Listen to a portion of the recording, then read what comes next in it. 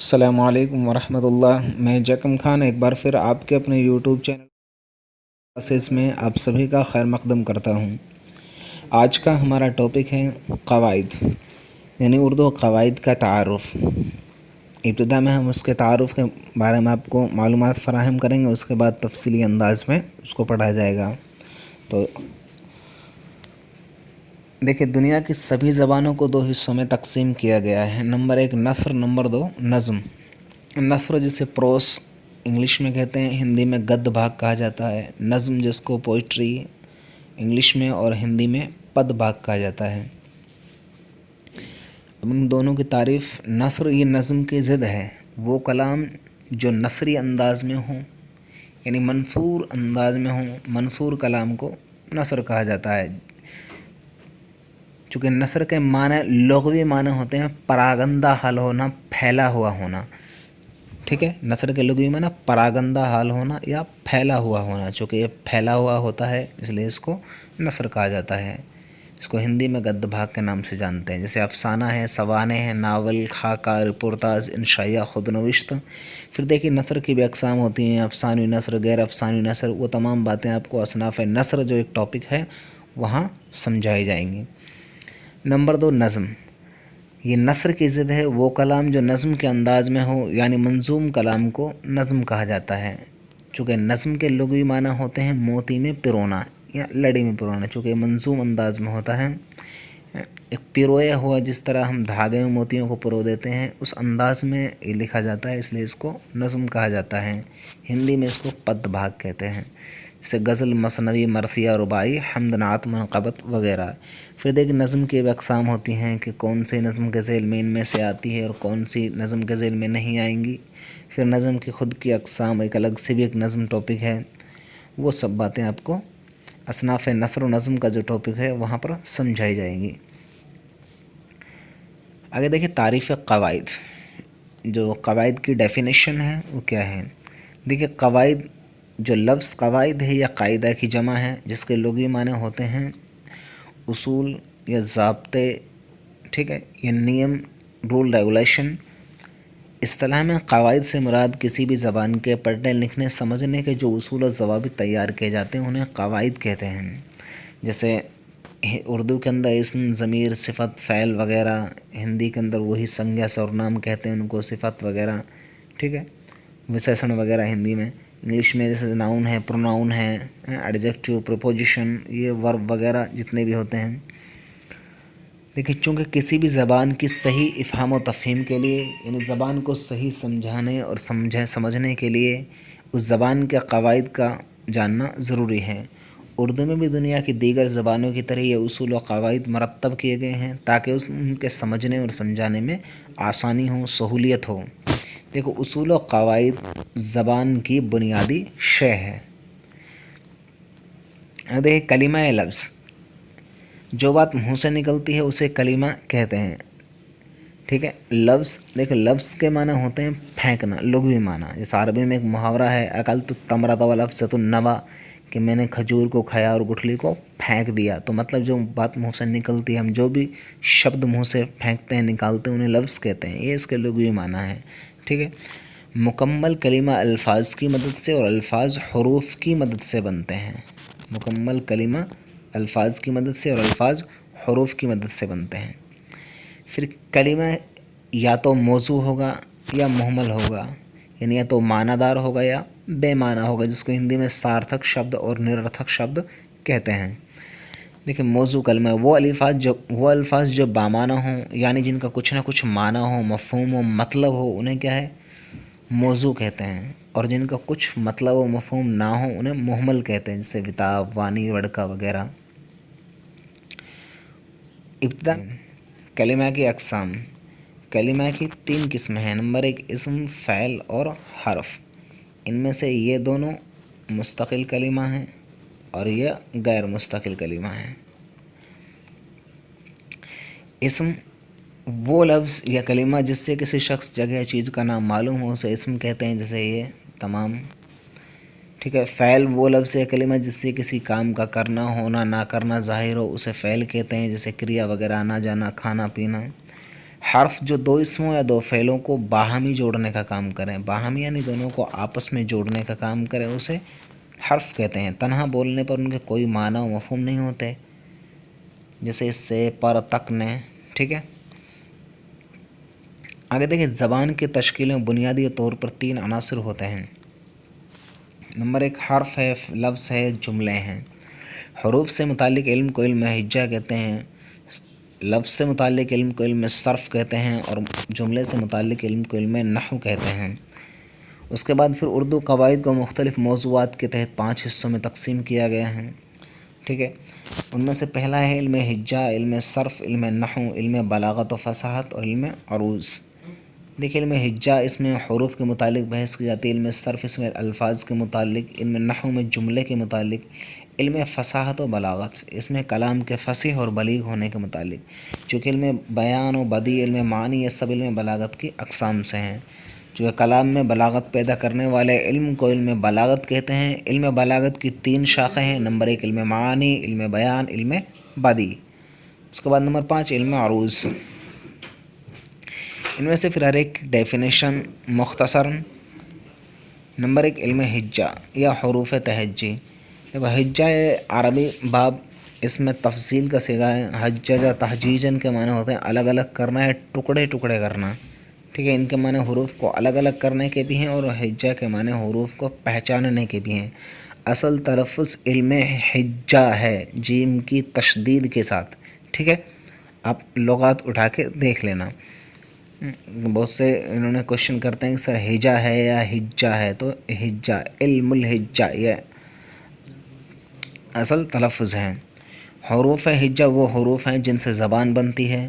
اردو میں ان حروف کو حروف تہجی کہتے ہیں۔ الف سے یا تک کے تمام حروف کے مجموعے کو ابجد کہتے ہیں، حروف کے مجموعے کو۔ اردو زبان میں حروف کی کل تعداد کتنی ہے؟ 36۔ دیکھیے، آپ یہ بات یاد رکھیں کہ اردو میں حروف کی کل تعداد 36 ہی ہے۔ نمبر 2 علم صرف۔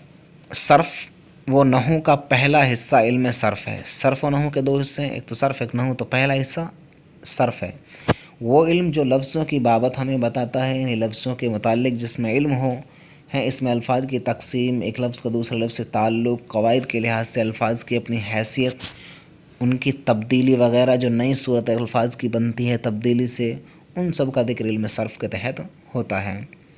اس کے بعد علم صرف اور علم ہجا میں کیا فرق ہے؟ علم ہجا اور علم صرف میں فرق یہ ہے کہ علم ہجا میں حروف سے متعلق، یعنی حروف کے اقسام، ساخت کے اعتبار سے، معنوی اعتبار سے کے متعلق بحث کی جاتی ہے، جبکہ علم صرف میں لفظ یا الفاظ کے متعلق، ایک لفظ کا دوسرے لفظ سے تعلق، الفاظ کے اقسام، قواعد کے اعتبار سے، الفاظ کی اپنی حیثیت سے، یہ تمام سے بحث کی جاتی ہے۔ صرف و نحو، دیکھیں، حروف مل کر لفظ بناتے ہیں۔ یہ یہاں پر حروف مس پرنٹ ہو گیا، آپ لکھ لیجیے حروف، ٹھیک ہے۔ حروف، کچھ حروف مل کر لفظ بناتے ہیں اور کئی لفظوں سے مل کر جملہ بنتا ہے۔ لفظ جملے کا سب سے چھوٹا جز ہوتا ہے، لفظ کا سب سے چھوٹا جز حرف ہوتا ہے، اور جملے کا لفظ ہوتا ہے۔ ہر لفظ کے کوئی نہ کوئی معنی ہوتے ہیں، لیکن تنہا لفظ کوئی مفہوم و معنی نہیں رکھتا جب تک کہ وہ جملوں میں استعمال نہ ہو۔ تنہا لفظ جو جملے میں استعمال نہ کیا گیا ہو، وہ کئی معنوں میں استعمال لیا جا سکتا ہے۔ ہم ایک لفظ سے کئی معنی لے سکتے ہیں، چونکہ لفظ کے لغوی معنی بھی ہوتے ہیں، لفظ کے اصطلاحی معنی ہوتے ہیں، لفظ کے مجازی معنی بھی ہوتے ہیں۔ وہ آپ کو الفاظ میں علم صرف کے اندر پڑھایا جائے گا۔ اس لیے اردو قواعد کے اصول و ضوابط مرتب کیے گئے ہیں، اور ان سے کیا ہے، الفاظ کو استعمال کرنے میں آسانی ہے۔ ہم یہ کہہ سکتے ہیں کہ جملوں کو 2 حصوں میں تقسیم کر لیا ہے۔ پہلے حصے میں الفاظ سے بحث کی جاتی ہے، اور دوسرے حصے میں جملوں سے، یعنی جو جملے کا ٹکڑا ہے اس کے جملے کے 2 ٹکڑے کر لیے۔ پہلے ٹکڑے میں الفاظ، دوسرے ٹکڑے میں جملہ، کہ جملہ اسمیہ ہے، جملہ فعلیہ ہے، جملہ خبریہ ہے، جملہ انشائیہ ہے، پھر جملہ تابع ہے یا غیر تابع ہے، مفرد ہے، مرکب ہے، کون سا جملہ، یہ تمام باتیں جملے کے دوسرے حصے میں بتائی جاتی ہیں۔ اس کے بعد اردو قواعد کے اعتبار سے ان دونوں حصوں یا دونوں ٹکڑے کے مجموعوں کو کیا جاتا ہے؟ صرف و نحو۔ یہ بات آپ دھیان رکھنا، یہ بہت امپورٹنٹ ہے کہ جملے کے دونوں حصوں کے مجموعی علم کو کیا کہا جاتا ہے؟ تو وہ صرف و نحو کہا جاتا ہے، ٹھیک ہے۔ نمبر 3 علم نحو۔ علم نحو وہ علم ہے جس کے ذریعے جملوں کی ساخت یا بناوٹ کا علم ہوتا ہے، اسی کے ذریعے جملوں کی باہمی ترتیب و تعلق کا بھی علم ہوتا ہے۔ جملوں میں فعل، فاعل، مفعول، یہ مس پرنٹ ہو گیا، اس کو مفعول کر لیں، ٹھیک ہے۔ مفعول یا مبتدا، خبر، فعل لازم، فعل متعدی، فعل ناقص وغیرہ ہوتے ہیں، ان کی ترتیب اور مجموعی حیثیت کے جاننے کا نام علم نحو ہے۔ پھر علم نحو علم صرف میں کیا فرق ہے؟ دیکھیے، علم صرف میں جملے کے ہر لفظ کے متعلق بحث کی جاتی ہے، جملے کے ہر لفظ کے متعلق، یعنی اس کی جنس، یہ لفظ ہے تو پھر اس کی جنس کیا ہے، اس کی تعداد کیا ہے، اس کی حالت کون سی ہے، پھر یہ زمانے میں ہے یا نہیں ہے وغیرہ کا بیان ہوتا ہے۔ جبکہ علم نحو میں الفاظ اور جملوں کے باہمی تعلق سے بحث کی جاتی ہے۔ دیکھیے، خاص امپورٹنٹ یہ مولوی عبدالحق صاحب نے جو علم صرف اور علم نحو میں فرق بیان کیا ہے وہ آپ ملاحظہ فرمائیں۔ مولانا عبدالحق صاحب بیان فرماتے ہیں کہ جس طرح ہر شے کا ظاہر اور باطن ہوتا ہے، دنیا میں ہر چیز کا ایک تو ظاہری حصہ ہوتا ہے، ایک باطنی حصہ ہوتا ہے، ٹھیک ہے، ایک تو باہری اور ایک اندرونی، اسی طرح الفاظ کا بھی ظاہر اور باطن ہوتا ہے۔ وہ کیا ہے؟ ظاہر وہ ہے جس کا تعلق علم صرف سے ہوتا ہے، یعنی اس میں صرف لفظ کی تبدیلی وغیرہ کا ذکر ہوتا ہے، ٹھیک ہے۔ ظاہر میں لفظ کی تبدیلی، لفظ کا رد و بدل، لفظ کا کیا ہے، تبدل، لفظ کا بدلنا، یہ تو ظاہر ہے۔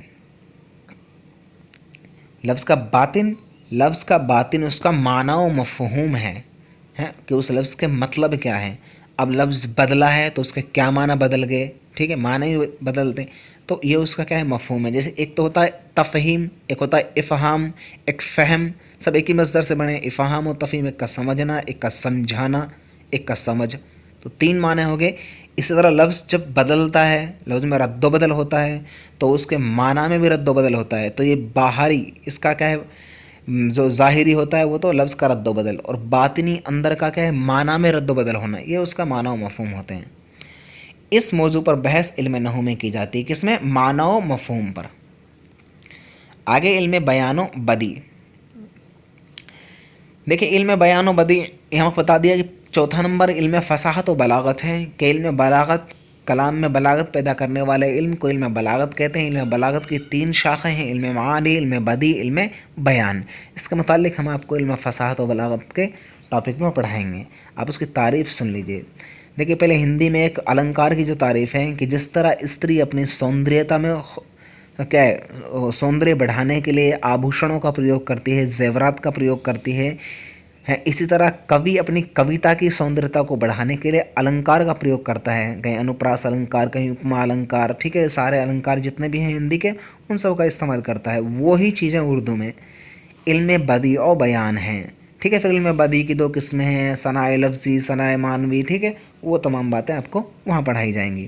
اس کی تعریف یہ ہے کہ جس طرح انسانی حسن و خوبصورتی میں مزید اضافے کے لیے مختلف زیورات اور عمدہ لباس وغیرہ کا استعمال کیا جاتا ہے تاکہ اس سے حسن و خوبصورتی میں چار چاند لگ جائیں، اسی طرح شاعر اپنے کلام میں مزید خوبصورتی اور لطف پیدا کرنے کے لیے جن علوم و فنون کا سہارا لیتا ہے انہیں علم بدیع و بیان کہتے ہیں۔ مزید تفصیل کے لیے اس کے بیان میں ملاحظہ فرما ہے، ہم آپ کو تفصیل کرائیں گے۔ نمبر 5 علم عروض۔ دیکھیں، عروض اور عروض عربی میں سامان کو کہتے ہیں، یہ لفظ الف عین کے فتح کے ساتھ عروض، علم عروض وہ علم جس میں شعر کے اوزان و بحور، یعنی اوزان وزن کی جمع ہے، بحور بحر کی جمع ہے، اوزان و بحور کا مطالعہ اور تختی کے اصول و قواعد سے بحث کی جائے، جو شعر کی تختی کی جاتی ہے، ٹکڑے کیے جاتے ہیں شعر کے، اسے علم عروض کہتے ہیں۔ علم عروض اس علم کا نام ہے جس میں زبان اور شعر کا مطالعہ ایک مخصوص طریقے سے کیا جاتا ہے، وہ خاص طریقہ کیا ہے، ٹھیک ہے۔ علم عروض کا موجد خلیل ابن احمد ایک عرب کا باشندہ تھا۔ دیکھیں، اسی ویڈیو سے متعلق آپ کا ٹیسٹ ہوگا، آن لائن ٹیسٹ ہوگا، آن لائن ٹیسٹ دینا نہ بھولیں۔ السلام علیکم ورحمۃ اللہ۔